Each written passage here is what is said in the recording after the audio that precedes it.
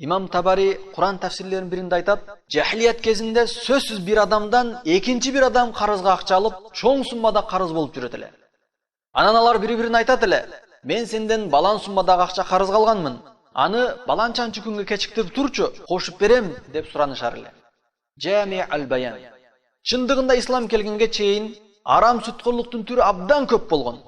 Алардан бир көрүнүш, эгерде адам алган акчасын убагында төлөй албай калса, анда ал акчаны төлөөнү кечиктирип тургандыгы үчүн кошуп берет эле. Мына ушундай сүткөрлүктүн түрүн аткарчу. Ошол динсиз караңгылык доордо болгон элди жакырчылыкка жана уруш талашка сүйрөгөн сүткөрлүк азыр деле бар. Биз ушул арам нерседен алыстоого жан талашып аракет кылышыбыз абдан зарыл. Сүткөрлүк менен акча тапкандар эч качан өнүкпөйт.